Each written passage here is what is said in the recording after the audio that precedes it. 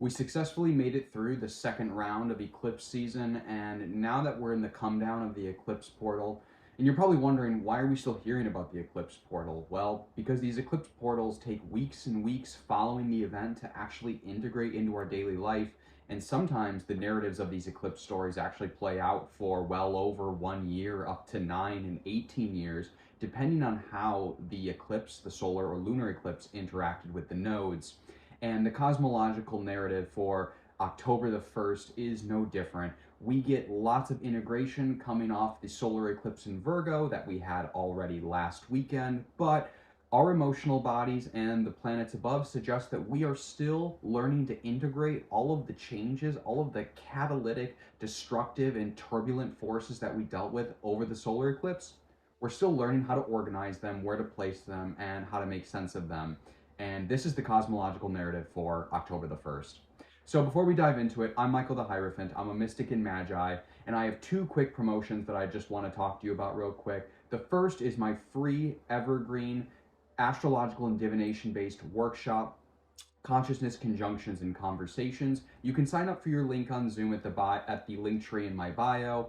However, we get together every Wednesday at 6:30 p.m. Pacific, and we go through the last week's transits, the following week's transits, and I teach you how to delineate where transits are taking place in your spiritual journey to help make astrology a little bit more bite-sized for you, because as we walk through this dark forest that we call life, even if we've been incarnated a million times before, how often can we match the pace of other lives, and how often do our feet actually fit into the footsteps that we are trying to follow? So when we're looking for a compass, when we're looking for a map, I don't think that there's any better map or compass to use than the stars above, which are a reflection of our internal landscapes and the difficulties as well as the fun and the passion that we get to experience in life, and just help make sense of it all. The second thing is that I have been getting a ton of requests for readings. So if you are interested in booking me for a reading, I have hardship and situational pricing available. Go to my link tree, you can book me there. I also have the menu posted on my main TikTok page or my Instagram, depending on where you watch these. And so please reach out to me for a reading. I'm probably not gonna say no if you are in a pinch and just wanna figure out what's happening with your spiritual journey. Let's not make a spiritual art such as astrology selective for only the wealthy, and that's something that I really like to employ in my practice. So whether you are able to afford my regular rates or just the situational hardship rates, please feel free to message me. So let's dive into the cosmological narrative for October the 1st, Thursday. So the first thing that we're going to start off looking at is the fact that the moon is going to go conjunct with Pluto retrograde in Aquarius. So when the moon moves into Aquarius, it means our emotional body is detaching from something that we were holding on to kind of tightly. And I'm going to actually walk us backwards towards the solar eclipse in Virgo to get a better understanding of what the moon has been playing out since the moon went conjunct with the sun at that 29th degree of Virgo last Sunday. So Pluto retrograde in Aquarius is ripping up, digging up the soil of our life, karmically speaking, in the Aquarian section of our chart, to where we are repressed or have a collective programming that is preventing us from being of service to the collective. Aquarian values are the other.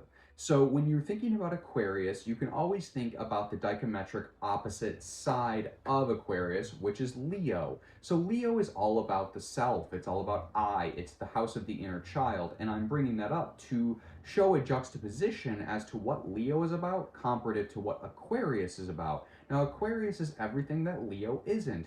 It's about the other. It's about there's where Leo is about warm, Aquarius can be a little cold, and Leo is all about feeling our emotions and then taking action on them, whereas Aquarius is about feeling our emotions and rationalizing them or intellectualizing them, because Aquarius is a sign of emotional intelligence. It's an air sign, but it's the wateriest of the air signs, so therefore it is the most emotional of the air sign, and it's that moment in time in our emotional body where we try to make sense out of what we're emotionally feeling. We're trying to make what we emotionally experience applicable and practical to the world that we're existing in. This isn't just like trying to put your emotions into a context that makes sense for you. This is also justifying and rationalizing, oh, well, I had this experience, and it's that moment where we step away from gaslighting our emotional experiences and assign them attributive value. So when the moon is going conjunct with Pluto retrograde, the moon is not completing a cycle, but coming to a point in its energetic cycle where we are being refamiliarized with where in our life we have karmic imprints that are repressing our ability to be of service in the collective in the way that our incarnative path desires us to be.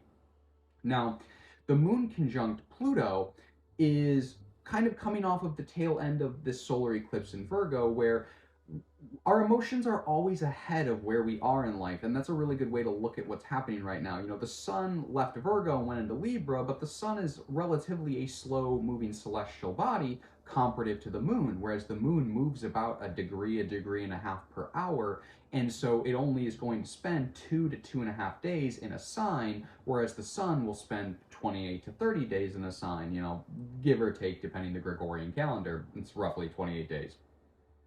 And so basically, it's like that experience of when your emotions get ahead of where your physical body is at. When you have depression, when you have anxiety, when you're excited about something, what are those emotions? Those emotions are always far into the future or far into the past. It's dwelling on the past or dwelling on the future. And in that way, we can kind of see that the moon is always at an offshoot. It's always way far off in the distance comparative to where the sun is. And that's why moments like new moons, full moons, that's why they're significant in the spiritual development of the self, because the moon, our emotional body, is always ahead of where we are.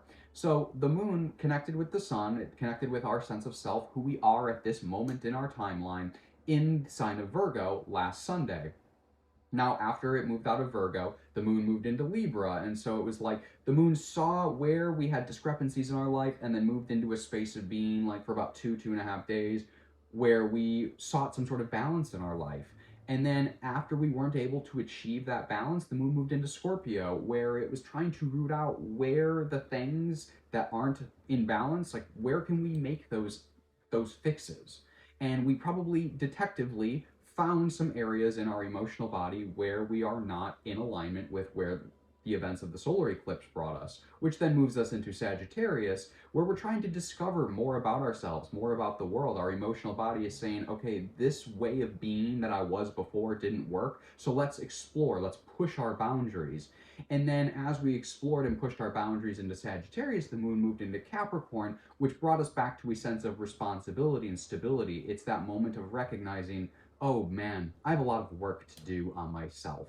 And that's what Sagittarius would have shown us is we have all of these bounds we're trying to push, and maybe we weren't really comfortable with where we were, and we recognize that that's where the work needs to be done. But then, as we had that work that needed to be done as the moon moved through Capricorn, it opposed Jupiter, which essentially said, slow down, hold on, make sure you're self caring and not getting too wrapped up in the work that needs to be done. And that was the last 2 days. Now, as the moon has moved into Aquarius and goes conjunct with Pluto, again, we're detaching from that sense of work and that sense of obligation, and we're trying to basically articulate emotionally where are we unfulfilled?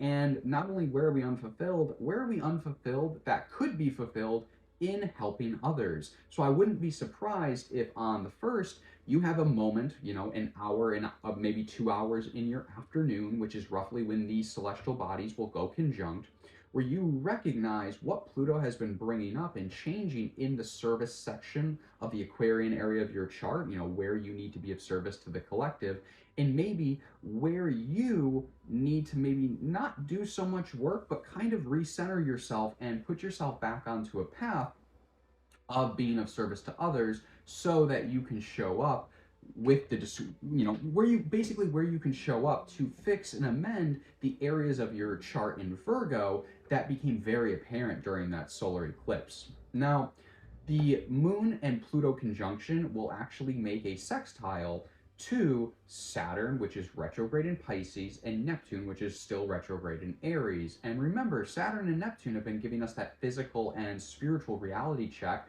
Saturn in the Piscean area of our chart at the moment, and Neptune in the Arian section of our chart. And so so Pluto and the moon are making this harmonious sextile. A sextile is of the nature of Venus. So whatever is happening, whatever is into being integrated between our emotional body and the changes that are happening karmically in the Aquarian section of our chart are all to the benefit of Venus and our change or accomplishing of certain pleasures, sensitivities, our aesthetics, or some sort of subsequent shift that's happening, because tomorrow on the 2nd, Venus will actually go conjunct with the South Node, which suggests that we are actually going to be releasing some sort of karmic imprint on the Venetian area of our lives that has maybe either guided our Venetian values or maybe held us back in some sort of our Venetian values, like achieving them.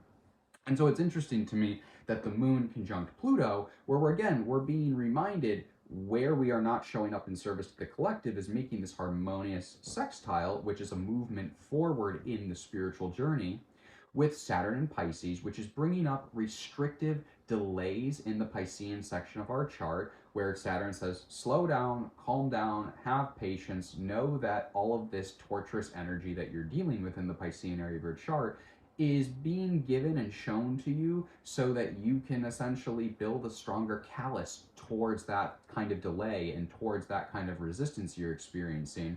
And the sextile to Neptune suggests that whatever fog is being pulled back and peeled back in the Aryan section of our chart that didn't allow you to show up as the spiritual leader and spiritual innovator in your own personal story, where you haven't been showing up, it's going to show you, basically this sextile is going to show you, because your emotions are in connection with it, it's going to show you, oh, this lesson is being served to you for a very particular lesson. So I would also look to October the 1st to be a day where we really are able to integrate and understand at a deeper level not only what Pluto is doing in the Aquarian section of our chart, but what Saturn is doing in Pisces and Neptune is doing in Aries, because Pluto is also sextiling these planets, which suggests that whatever change is being tumulted in the Aquarian section of our chart is directly being affected and directly affecting Saturn in Pisces retrograde and Neptune retrograde in Aries.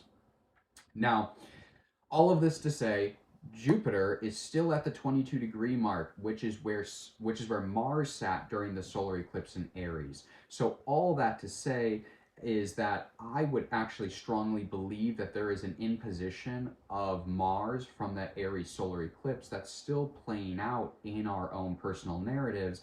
And between these sextiles of the moon, Pluto, and then the retrograding Saturn and Neptune, as well as the fact that Jupiter is still sitting at that 22-degree mark, making that loose trine to Lilith, which has been happening for several weeks now as the two move in conjunction with each other in this trine formation.